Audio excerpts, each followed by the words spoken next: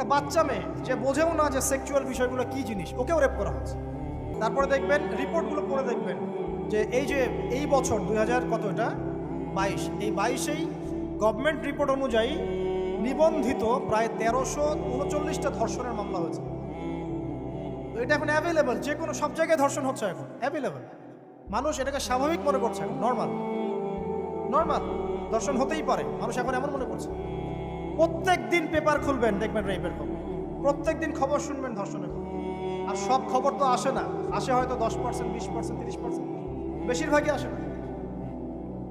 এলাকায় মোড়ে মোড়ে দেখবেন, গ্রামে গঞ্জে শহরে বন্দরে খালি ইফটিজিং দেখবেন, খালি ইফটিজিং। মেয়েদেরকে যৌন হয়রানি করা হচ্ছে, বাসে, অটোতে, টেম্পুতে, সব জায়গায়। বাসের মধ্যে মেয়েকে রেপ করে ফেলা হচ্ছে। এই যে মহামারী, আপনি তো বুঝতে পারছেন না যে আমরা কোন সমাজে আছি। এই সমাজে আপনার মেয়ে তো সেফ না, আমার মেয়ে তো সেফ না। আমার মেয়ে, আপনার মেয়ের ভবিষ্যৎ কি হবে, এর ভবিষ্যতের নিশ্চয়তা কে দিবে? আপনার মেয়ের ইজ্জতের ভবিষ্যতের নিশ্চয়তা কে দিবে? এই নিশ্চয়তা দেওয়ার মতো মানুষ কোথায়, নেতা কোথায়?